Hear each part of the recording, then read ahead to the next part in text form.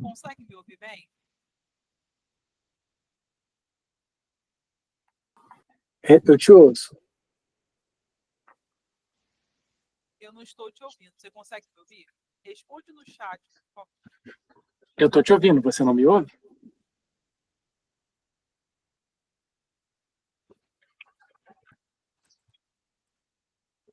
Alô, alô, alô. Ah, tá. Tá, vamos lá.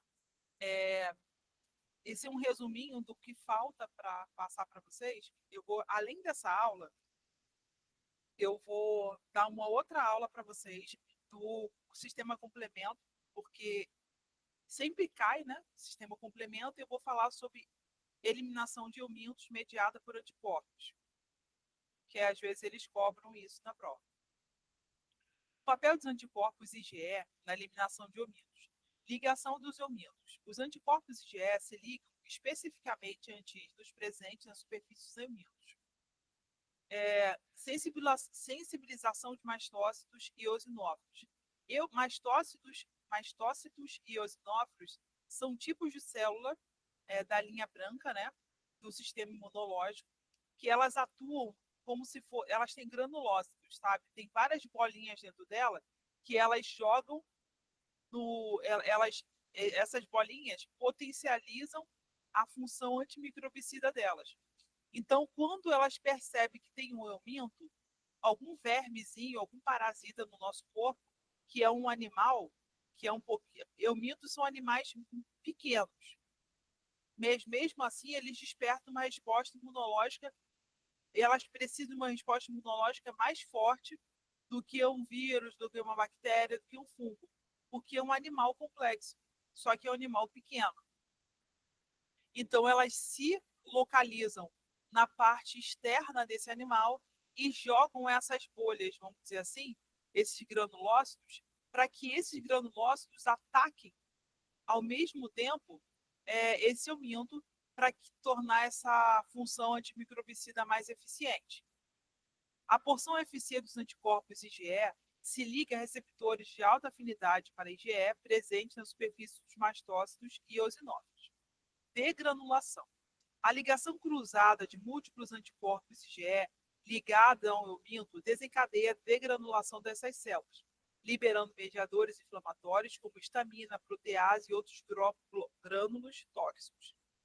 Essa histamina é uma substância que o nosso corpo produz contra qualquer infecção de patógenos.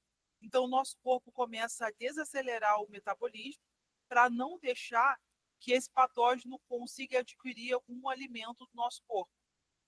Dano ao euminto.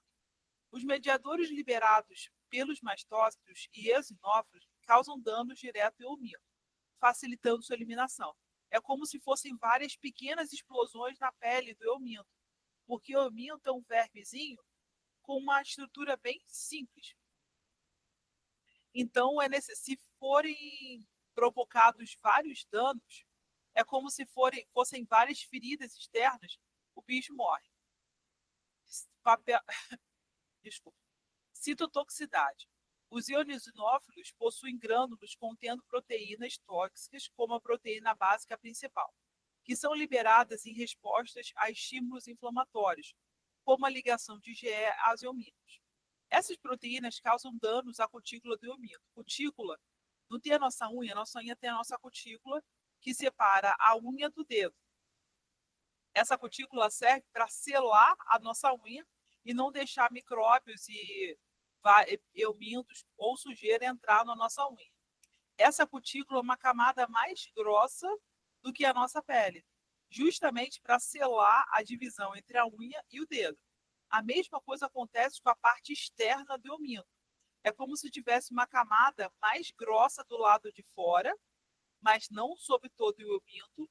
Parece que tem uns lados dele que é por onde ele respira. Mas essa camada é destruída pela ação da citotoxicidade dos eosinófilos. ADCC. Citotoxicidade celular dependente de anticorpos. Os eosinófilos podem participar da ADCC, contribuindo para a destruição de eumintos opsonizados por anticorpos.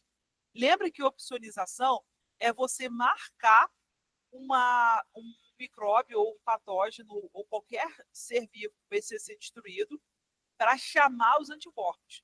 Os anticorpos meio que encaixam nesse receptor que tem por fora da célula ou do ser vivo que vai ser destruído, e esse encaixe se encaixa perfeitamente no macrófago. O macrófago é uma célula de defesa grandona que vai nhaque. Ele tem a capacidade de comer qualquer patógeno, qualquer célula que está com um anticorpo ali. Anticorpo é tipo um garfinho que vai nheque, nheque, nheque, garfando todo o corpo celular do patógeno, ou no caso do euminto, para que ele não tenha mais força para causar alguma patogenia naquele ser que está sendo predado. Então, o macrófago vai lá, se liga àquele corpo que está sendo destruído e faz uma fagocitose. Ele vai lá em ele come partes do ser, né? E às vezes o macrófago morre nessa luta. Quando ele morre nessa luta, ele morre matando o ser. Por isso que existe o pus, né? O pus é formado por células de defesa que morrem para salvar o nosso corpo. Eu costumo dizer que são mártires da saúde. Quando eles não conseguem destruir, eles morrem para não deixar que esse patógeno entre no seu corpo celular e se reproduza. Então, ele prefere morrer. Quando ele morre, outras células são ativadas e são direcionadas para aquele ponto onde tem um micróbio tentando lutar contra os macrófagos. Aí eles perdem, esse micróbio perde, porque vem uma quantidade excessiva de macrófagos e de outras células de defesa e começam a lutar contra o patógeno, e o patógeno geralmente morre.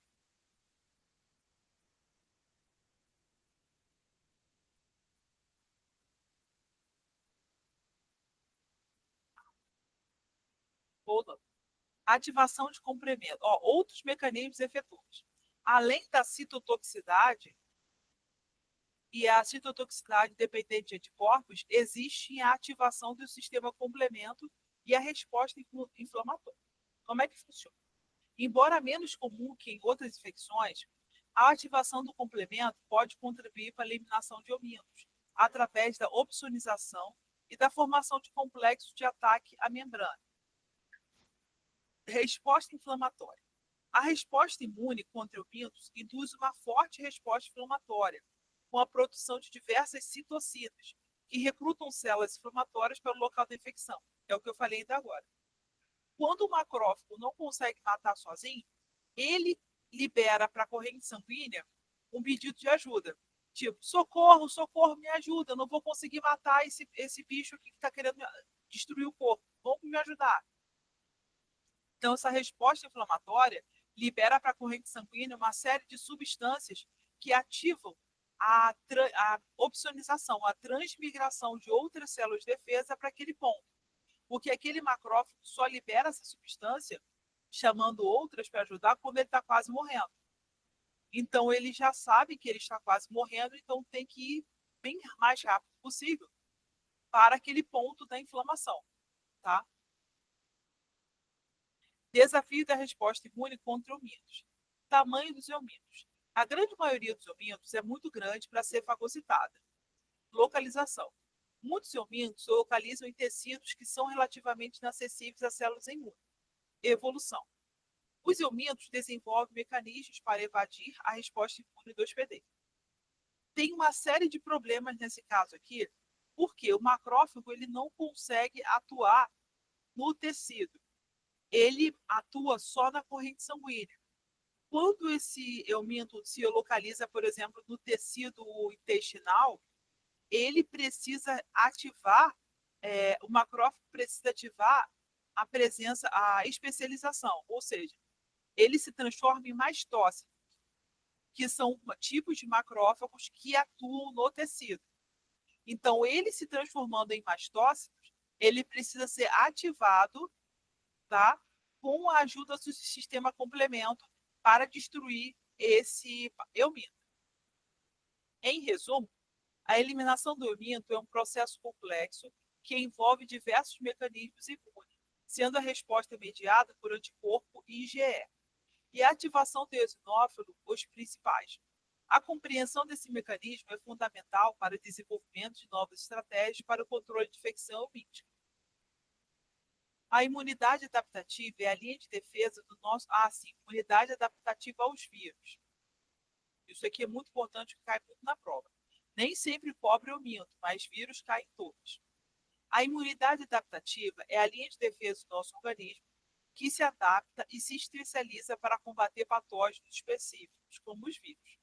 Diferente da imunidade inata, que oferece uma resposta rápida e generalizada, a imunidade adaptativa é mais lenta para se desenvolver, mas é altamente específica e possui memória, ou seja, quando o corpo consegue aprender a destruir um patógeno, ele guarda essa informação para uma próxima possível infecção, se acontecer. Como o sistema imune adaptativo responde aos vírus? Célula T. Célula T citotóxica CD8+, reconhece células infectadas por vírus e as destroem diretamente, liberando substâncias tóxicas que induzem a morte celular programada, apoptose. Célula T auxiliares, CD4+, coordena a resposta imune ativando células imunes como células B e macrófagos e produzindo citocinas que regulam a resposta imune. Como o sistema célula B, produzem anticorpos específicos para os antígenos virais. Os anticorpos podem neutralizar o vírus, impedindo que o vírus infecte outras células. Geralmente, quando acontece a neutralização, o vírus morre. De que forma? O vírus, quando ele entra na célula, ele tenta usar o maquinário celular, todas as organelas da célula, para se reproduzir. Mas algumas células têm MHC2 interno. Esse MHC2 reconhece qualquer patógeno que entra na célula e começa uma resposta imune ali naquela célula mesmo. E, às vezes, o vírus consegue ser destruído. Quando o vírus consegue ser destruído por essa célula, ele não consegue sair da célula e morre.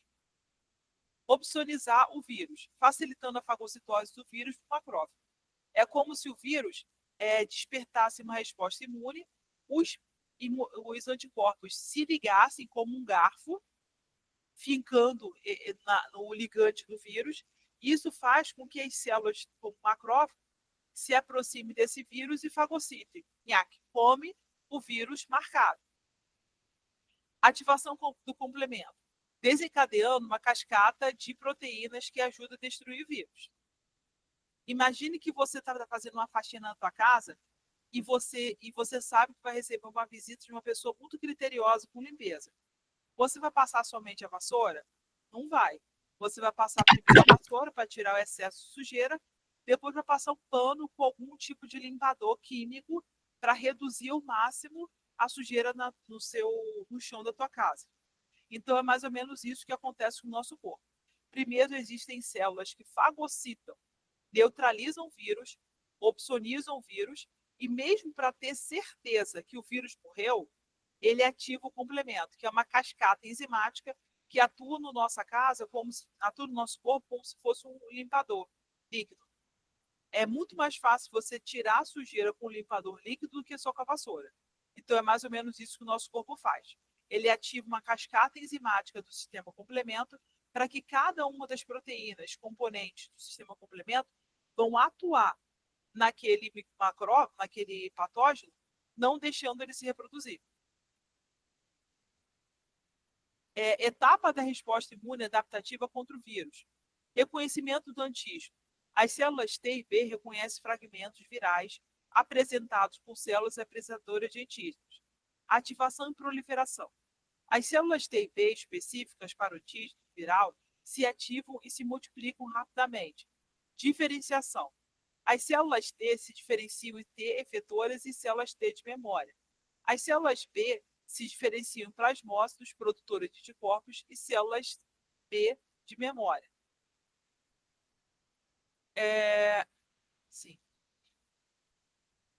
Eliminação do vírus. As células T citotóxicas destroem células infectadas, os anticorpos neutralizam o vírus e o sistema complemento auxilia na sua destruição.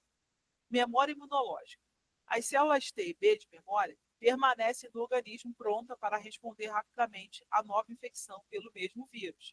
Ou seja, elas aprendem a destruir aquele vírus e ficam de vigilância para que quando ele entrar novamente naquele organismo, eles já sabem o caminho necessário para destruir o vírus.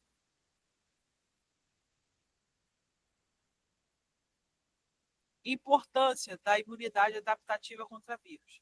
Proteção contra a reinfecção, foi o que eu falei, desenvolvimento de vacina. As vacinas induzem a produção de células T e B de memória, conferindo imunidade duradoura contra doenças infecciosas. Fatores que influenciam a resposta imune adaptativa contra vírus. Virulência do vírus. A capacidade do vírus de se replicar e evadir a resposta imune. Alguns vírus eles conseguem criar estratégias que permitem a sua reprodução dentro da célula ou se esconder dentro de uma célula específica, como o linfócito T, que não consegue descobrir que tem vírus dentro dele. Dose viral. A quantidade de vírus que infecta o organismo. Às vezes a quantidade de vírus é tão grande, que o próprio corpo não consegue criar resistência a tempo de eliminar os vírus e de impedir que esses vírus se reproduzam. Estado nutricional e imunológico do hospedeiro. A nutrição e a saúde geral do indivíduo influencia na resposta imune. Ou seja, pessoas que têm baixa produção de células de defesa não conseguem despertar uma resposta imune forte o suficiente para se proteger dessa infecção. Idade. Idosos e crianças geralmente apresentam uma resposta imune menos eficaz. Criança, ela até 12 anos mais ou menos, ela tem um timo como o responsável principal pela ativação de uma série de células de defesa. A medula óssea não a produz, não ativa, não, medula óssea não. Outros órgãos, como o baço e a própria medula óssea, não ativam com tanta força essas células de defesa. A criança até 12 anos, ela pode, na verdade, a criança até 7 anos, ela pode morrer por qualquer motivo, porque o corpo dele tem imunidade muito fraca. Eu falei para o pessoal de genética, mas eu já trabalhei no INCA com pesquisa de câncer em criança. Eu trabalhava lá fazendo o estágio, né? Até 2 anos, a criança tem quase defesa nenhuma. Toda a defesa da criança vem do corpo da mãe. Se a mãe também não se alimentar de forma efetiva ou tiver vícios com droga, com bebida ou com cigarro, a saúde da criança fica deteriorada. Não é só durante a infância, por toda a vida daquela criança, a criança vai ter problema. Por isso que a mãe que amamenta tem que tomar cuidado com a sua alimentação. Idade. Os idosos, eles possuem menos células de defesa girando no seu corpo, porque a rapidez com que as células atuam para identificar onde está o patógeno é menor. Então, é também comum em idosos com mais de 60 anos o surgimento de leucemia. Porque as células de defesa as células de defesa meio que perde a função não é que perde a função, ela fica mais lenta. Então, as células do sangue também têm, as células vermelhas, da série vermelha, também se reproduz de forma mais lenta, causando prejuízo à saúde da pessoa. Como funciona a imunização ativa?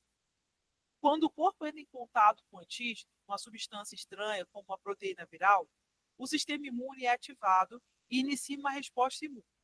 Essa resposta envolve a produção de anticorpos e a ativação de células T específicas para aquele antígeno.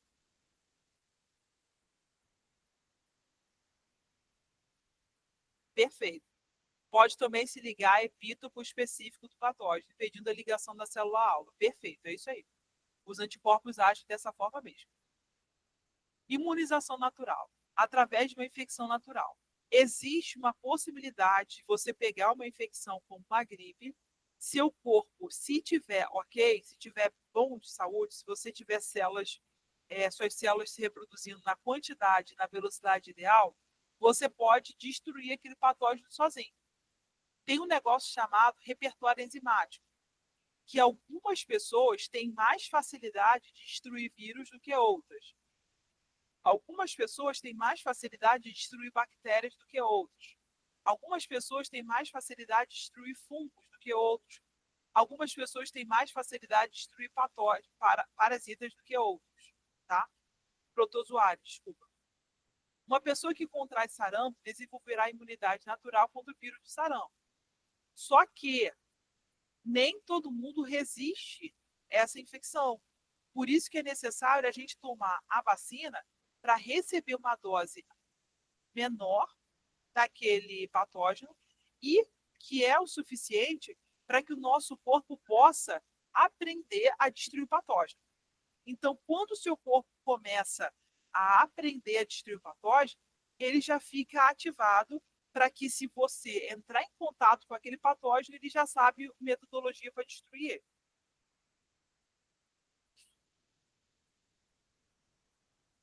Vamos lá. A vantagem, imunidade geral e duradoura. Quando você tem algumas doenças que você só pega uma vez. Cachumba, sarampo, mais o quê?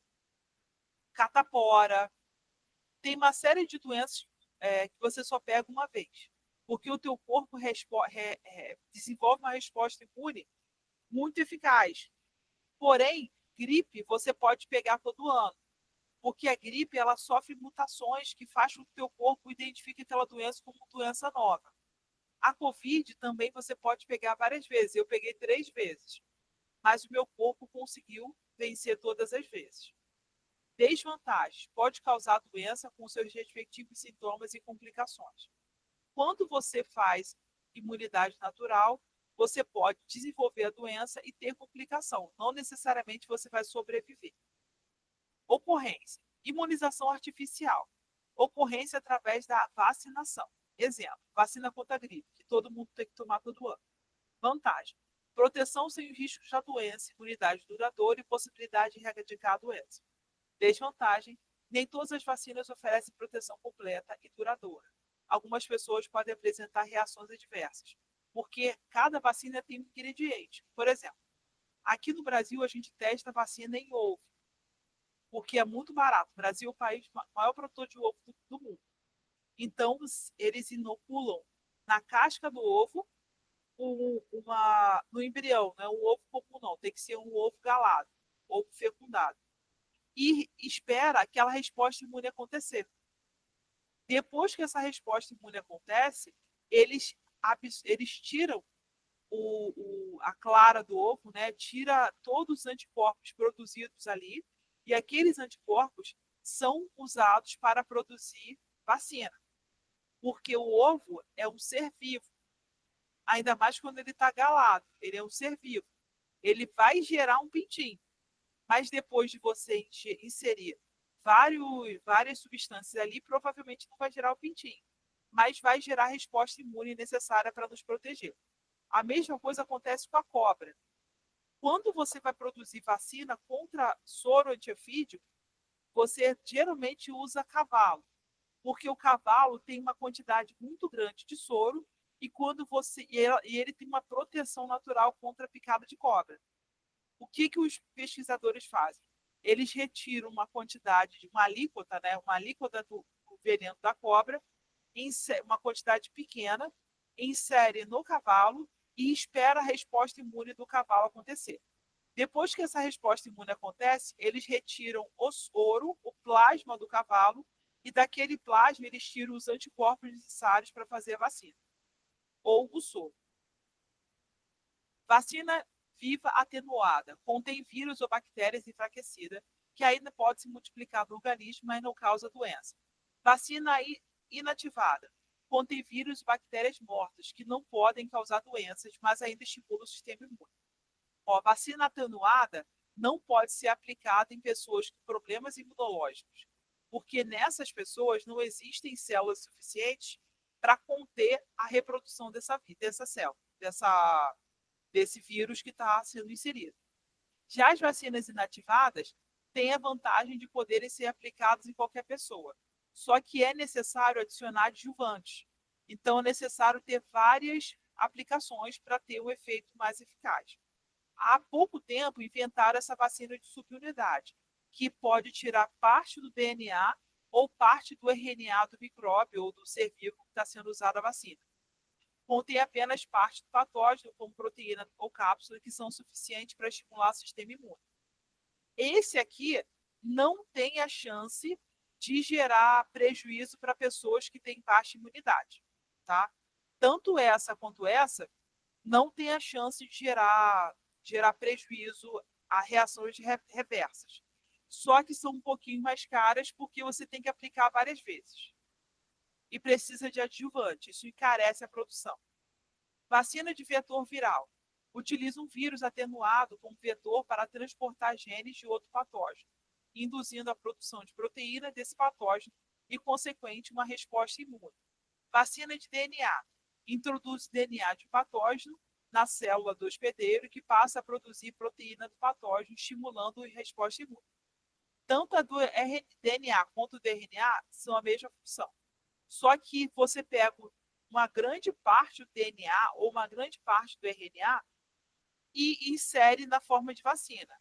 Não vai causar mutação no nosso corpo, mas o nosso corpo vai reconhecer aquele parte do material genético como parte relevante a ponto de já despertar uma resposta imune, capaz de deixar aquela pessoa imune ao vírus quando ele entrar no corpo dessa pessoa. Imunização ativa. Prevenção de doença. A imunização ativa é a principal forma de prevenção de diversas doenças infecciosas. Erradicação de doenças. Graças às vacinas, algumas doenças como varíola foram erradicadas. Proteção de grupos vulneráveis. Idosos, crianças, pessoas com imunidade comprometida são mais vulneráveis a infecções e se beneficiam da vacina. Saúde pública.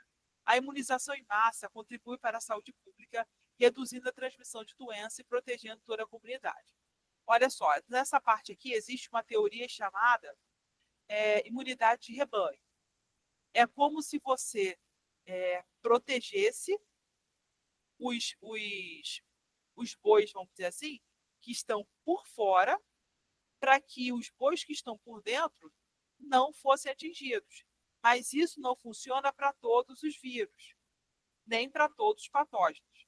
Por isso que é necessário vacinar em massa quando acontece uma epidemia, por exemplo. Hipersensibilidade. Isso aqui cai toda a prova. A hipersensibilidade são reações exageradas do sistema imunológico a substâncias normalmente inofensivas, chamadas de alergenos. Essas reações podem variar desde sintomas leves, como espirros e coceiras, até reações graves e potencialmente fatais, como anafilaxia, que é quando fecha a glote, você não consegue respirar, nem engolir água, nem tomar remédio, nem fazer nada. Tipo 1, imediata. É a mais comum e envolve a produção de anticorpos, IgE, que se ligam a mastócitos e basófilos, que são células de defesa. Ao entrar em contato com o alérgeno, esses anticorpos desencadeiam a liberação de histamina e outras substâncias que causam sintomas alérgicos como urticária, rinite alérgica, asma e anafilaxia. Urticária, coceira pelo corpo todo, rinite alérgica, espirro toda hora, asma, falta de ar e anafilaxia, você morre porque seu corpo não consegue respirar. Tipo 2, citotóxicos. Ocorre quando o anticorpo IgG e IgM se ligam a antígenos presentes na superfície celular, levando à destruição dessas células. Exemplo: doença hemolítica de recém-nascidos, reações transfusionais. Se você tomar vacina, se você tiver sangue tipo B e receber transfusão de sangue A, acontece uma aglutinação.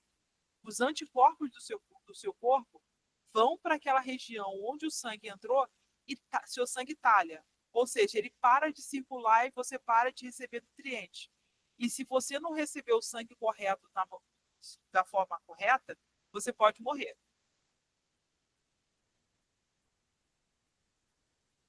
Continuando aqui. Hipersensibilidade tipo 3. Nessa reação, os complexos imunes, anticorpos ligados a antígenos, se depositam no tecido, causando inflamação e danos. Por exemplo, glomerulonefrite, artrite reumatoide. A artrite reumatoide é uma reação alérgica. Toda pessoa que tem artrite tem alergia a uma série de coisas. não pode comer alguns alimentos. Por exemplo, eu tenho artrite desde pequeno. Então, eu desenvolvi uma série de alergias com o tempo, porque é uma reação a anti-inflamatória. Tipo celular, mediada por célula T. Essa hipersensibilidade ocorre após exposição repetida ao antígeno. Dermatite de contato tuberculina, exemplo, né? Imagine que você come pão por muitos anos. O teu corpo pode desenvolver uma reação alérgica ao glúten. Se você tem o costume de comer pão e tomar leite, o teu corpo vai gerar uma reação alérgica ao pão, ao glúten e à lactose ao mesmo tempo. Porque ele não sabe a diferença entre qual dos dois vai te fazer mal. Como você tem o costume de comer e tomar os dois ao mesmo tempo, ele vai achar que os dois estão te fazendo mal. Então você vai ter que parar de tomar um dos dois. Isso, por exemplo, tecidos e outros grupos de alimentos também. Tipo, já coloquei isso 2 vezes. Essas aqui são as referências que eu usei para elaborar essa aula. E eu vou deixar para você, daqui a pouco eu vou colocar lá no grupo esse vídeo, quando o grupo mandar, para vocês tirarem dúvidas comigo nessa prova, tá bom? Eu vou deixar lá e eu espero que o grupo demore para mandar essa aula, tá? Obrigada.